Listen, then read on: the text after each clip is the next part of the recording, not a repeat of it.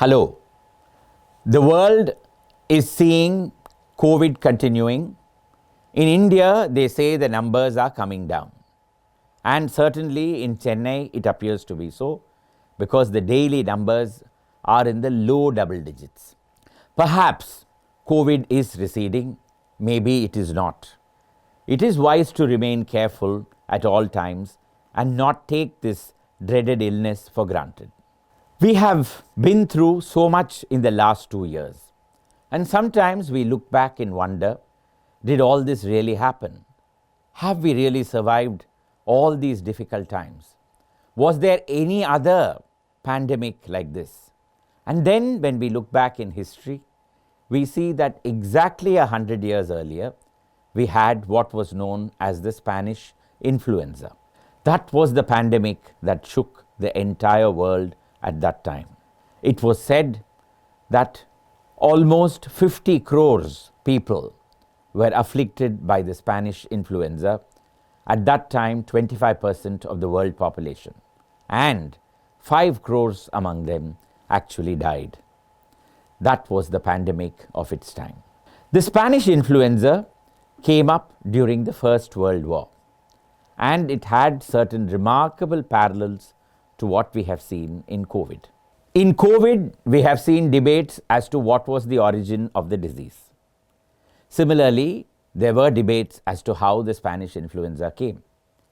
In COVID, we have attributed the disease to a virus that came from the bats. Similarly, people said when the Spanish influenza came that it probably came from an animal, an unidentified animal of that time. Similarly, there were debates as to which country the Spanish influenza came from. Today, the world considers China to have been the origin of the COVID virus. But if you ask the Chinese, they strongly deny it. Similarly, all the developed countries of the world played past the parcel when it came to the Spanish influenza. The Spaniards refused to even acknowledge it. The Belgians said that because the World War took place right in their midst, soldiers from elsewhere came with the disease and then spread it everywhere. There were others who said that it had come as far away as from the United States of America. No matter where it came from, it began to spread the world over. And as the World War began to end sometime in 1918, soldiers began to go back to their home countries and they carried the influenza with them.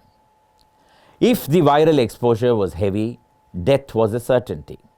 If it was light, you were lucky enough to have escaped. And there was no medicine or vaccination for it at that time. In 1918, large contingents of the Indian Army began to return and they landed at Bombay, which was then the biggest harbour in India. And they brought the virus with them. And Bombay became the place from where the virus began to spread. In India, we gave it a new name.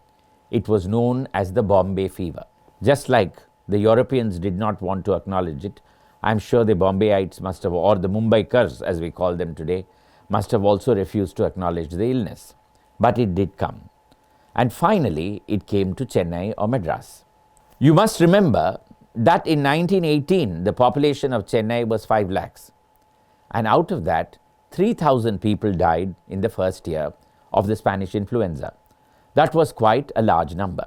The influenza then began to recede and people began to get complacent. They thought that it was all over. But there was one man, the health officer of the Corporation of Madras, Dr. K. Ragavendra Rao, who predicted presciently that there would be a second wave and when it came, it would be deadlier than the first. In July 1919, he therefore organized a meeting of doctors of Madras Presidency. Today, if you want a meeting to be a success, you invite a superstar, a politician, or a social media prominent person to come and participate in it. Dr. K. Raghavendra Rao very appropriately decided to invite a star among doctors of Madras to preside over the conference. And that was Lieutenant Colonel Charles Donovan. In 1903, Donovan had identified the organism that caused the deadly Kala Azar, at that time a disease that had no cure. Just as he was identifying it, there was a Dr. Leishman in Calcutta who also identified it, and therefore the organism was given the name Leishman-Donovani. All said and done, Donovan was a star in the medical circles of India, and 1919 was the last year of his service. When the doctors came to know that he was going to preside over the conference, as many as 150 of them joined the meeting, and in it, Dr. Ragavendra Rao spelt out his steps for controlling the Spanish influenza in case a second wave happened. Based on that, the set of symptoms to be looked out for were identified, and then Dr. Ragavendra Rao petitioned the Madras Corporation for a budget of 15,000 rupees, a big sum for that time. Posters were printed in 3 languages, English, Tamil and Telugu, and handbills were also made and distributed in all the localities of the city. In addition, 9 Spanish influenza isolation homes were constructed. There was no shutdown or lockdown at that time, but just as we isolated the COVID victims, Dr. Raghavendra Rao did it for the Spanish influenza victims. The isolation homes were constructed in the periphery of the city, and as and when doctors in the city reported a case or two, the patient was immediately taken away to the isolation home, treated there completely free of cost, given food and water and everything else at the expense of the Madras Corporation. As a result, when the second wave spread through India and caused enormous casualties in other places, the numbers actually came down in Chennai compared to the previous year. The number of deaths was just 1,300 as opposed to 3,000 the previous year. And thereafter, the Spanish influenza began to recede. The year after he had successfully fought the battle with the influenza, Dr. K. Raghavendra Rao went to Cambridge and qualified with a diploma in public health. He came back and joined the Madras Health Service and eventually rose to the position of Director Public Health, Government of Madras, retiring in the 1940s. A park in the Veperi area even now commemorates him. It's called the Dr. K. Raghavendra Rao Park and stands very close to the St. Matthias's Church.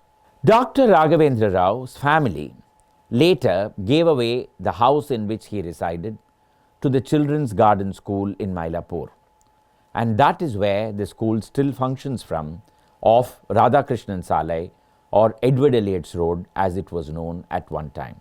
It was great men like Dr. Raghavendra Rao who really contributed to making Chennai a medical capital of India, a reputation that it still enjoys even today. These are men who are real heroes, worthy of commemoration at all times to come. I shall soon be back with you with fresh episodes on Chennai history. If you like this program, do like it and share it.